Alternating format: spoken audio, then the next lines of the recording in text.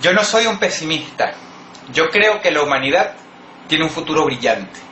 Y si de algo me siento muy triste, es de haber nacido en el año 1982 y no en el año 2020. Porque obviamente lo mejor de la raza humana no está detrás en el pasado, está por venir en el futuro. Y yo creo que me lo voy a perder. Un futuro brillante es un futuro donde todos, mujeres y hombres, seamos más maduros, más inteligentes, más educados, más compasivos, con mayor libertad de creatividad y menos religiosos. Vamos a hacer un repaso histórico de las religiones. Nada de lo que yo te voy a decir está inventado. Todo está recopilado cuidadosamente para que tú mismo lo puedas investigar. No puedo poner fotos debido a que YouTube no me lo permite en un video partner. Sin embargo, eso no es nada que un par de nombres en la pantalla y Google no puedan resolver. Todo lo que te voy a narrar a partir de ahora es historia, pasada y presente. Presta atención. Cuando asumió el papado Damasus I, el papa número 37 de la Iglesia Católica, mandó a perseguir a Ursinio, otro religioso. Ursinio había acusado a Damasus I de adulterio, que en aquel entonces era un crimen gravísimo. El Papa usó todo su poder, todas sus influencias y todas las tropas de la Iglesia para acorralar y masacrar a Ursinio. Ursinio murió de una forma horrorosa por una simple acusación. Vale decir que además de Ursinio, murieron otras 160 personas que intentaron protegerlo. Sixto III, el papa número 44 de la Iglesia Católica, fue acusado de pervertir a una virgen, quien, por lo menos yo estoy seguro, era muy probablemente, además, una niña. Sin embargo, en aquel entonces, como hasta hace pocos años, por desgracia, era imposible tocar a un papa. Inclusive, era imposible tocar a un ministro alto de la Iglesia Católica, a un jerarca. Sixto III se lavó las manos de la situación diciendo, y refiriéndose a sí mismo, el juez de todos los hombres no debe ser juzgado. El Papa número 45 de la Iglesia Católica, Leo el Grande, organizó y finalmente festejó la masacre de los priscilinistas. Los priscilinistas eran solamente una rama de la Iglesia Católica a quien Leo no le gustaba para nada. Durante lo que duró aquella cruzada, se exterminó a un pueblo entero, miles y miles de personas, y de la manera más horrible. Estacas y fuego.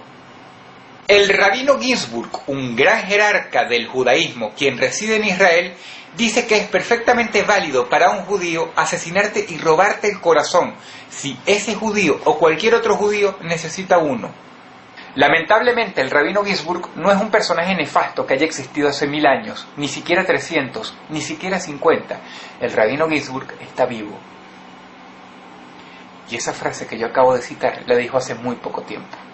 El rabino Yosef, otro personaje que está vivo y que vive en Israel, dijo, cito, la única razón de un no judío para nacer en este mundo es para servir a un judío, para servir al pueblo de Israel. Por cierto, si te parece que estas dos declaraciones de parte de dos jerarcas del judaísmo son dignas de aparecer en televisión, pero no las has visto en noticiero alguno, es para que te des una idea de hasta qué punto controlan los judíos los medios de comunicación. Judíos que por supuesto saben que estos dos líderes que viven en Israel están un poco chalados de la cabeza. Oh creyente, nunca tomes a un judío o a un cristiano como amigo, puesto que Dios no guía a la gente injusta.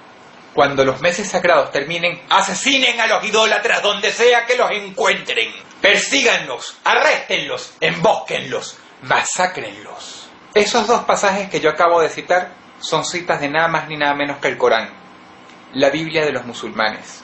Mohammed es el apóstol de Alá. Los que lo siguen son justamente inmisericordes, pero piadosos entre ellos mismos. Esta cita del Corán es bastante importante porque cuando se refieren a los que no los siguen, se están refiriendo a todos los que no son musulmanes. Lo que por supuesto explicaría muchas de las masacres cometidas por Mohammed.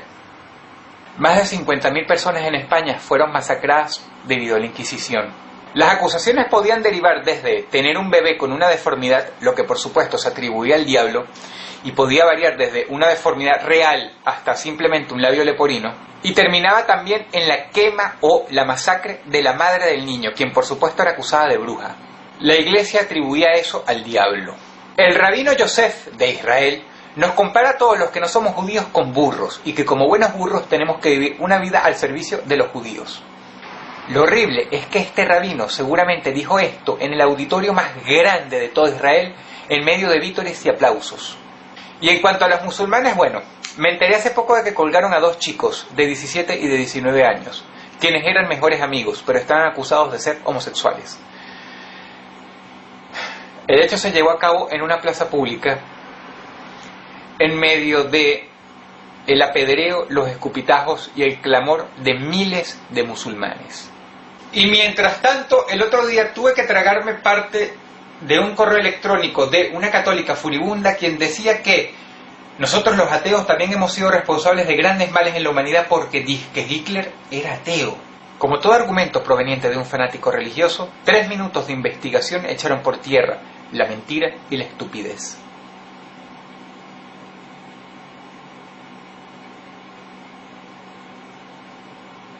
Pero señores, el hecho es el siguiente.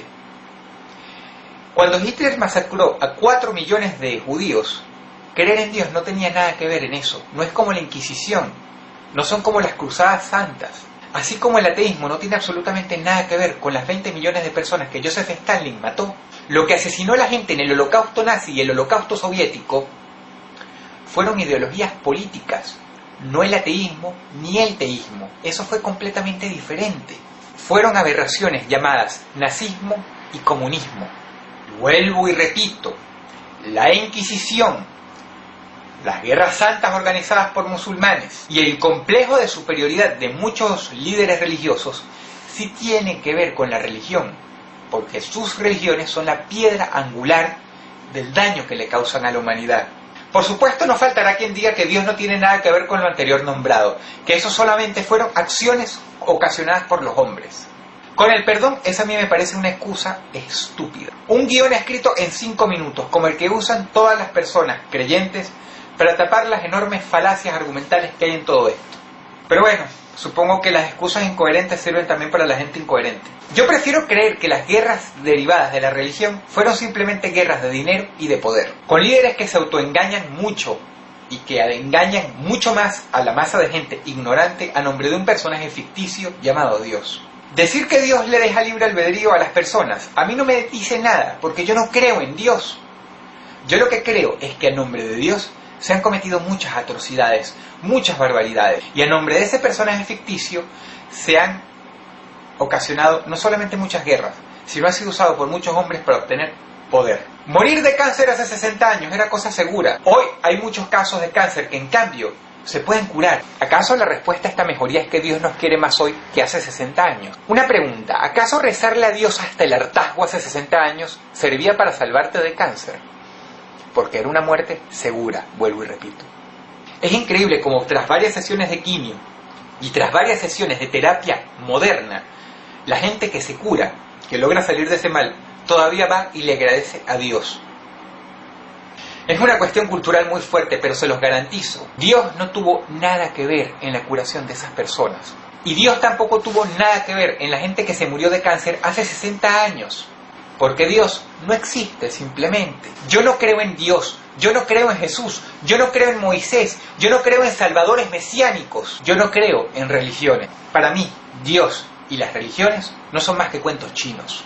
Yo vivo en una buena casa, yo no tengo cáncer, yo disfruto de buena salud, yo gano un buen dinero, estoy feliz de vivir, trato con amor a mi familia, trato con amor a mis amigos, trato con amor a mi prójimo. Las cosas buenas que a mí me pasan por mi manera de ser, por mi manera de conducirme cuando me levanto de la cama.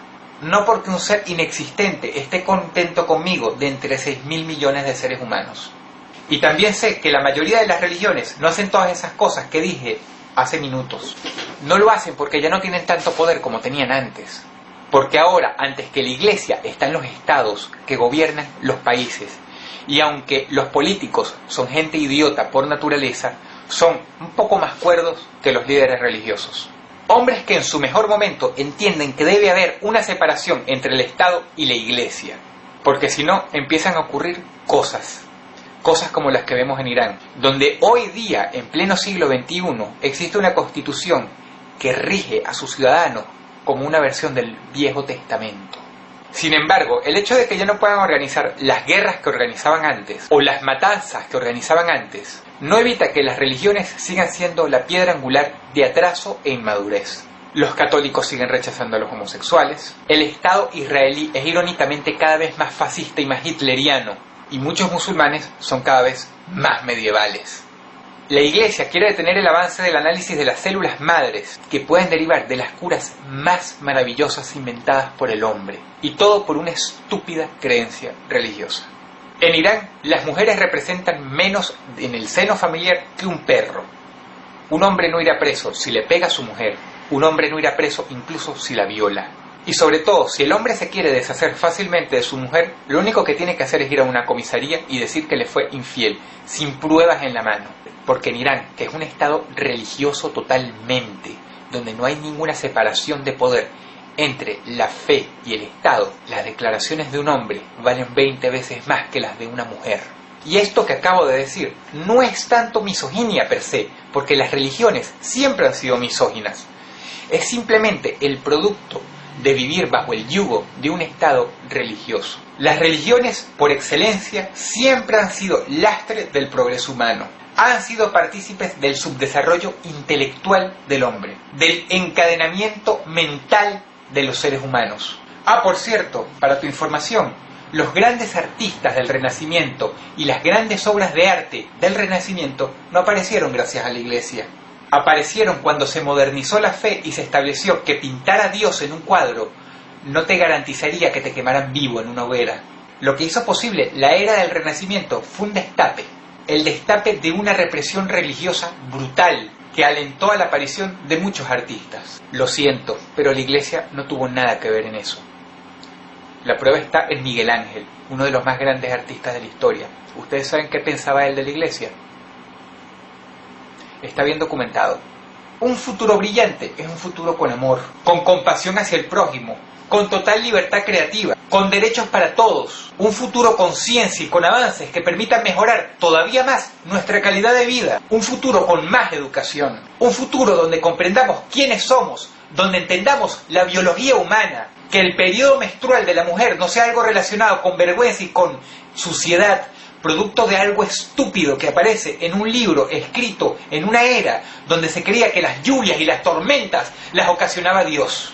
Y es que a pesar de que a veces los mayores se quejan de nosotros, aun cuando nos están dejando en herencia una economía en ruinas debido a su ambición desmedida y su estupidez intrínseca, lo cierto es que hoy la gente joven, trabajando en laboratorios de todo tipo, logran avanzar tecnológicamente en 10 años lo que antes solo era posible avanzar en 30 o 35 años. Lo que quiere decir que aumentamos a pasos agigantados nuestra calidad de vida. Un futuro más brillante es posible. Es un futuro con menos Dios, menos dogmas y menos religiones. Por eso yo le digo al Papa, al Ayatollah Khomeini y a todos los rabinos de Israel que por favor dejen de ponerle palos en la rueda al mundo. Que por favor pasen a retiro y que por favor nos dejen trabajar en paz.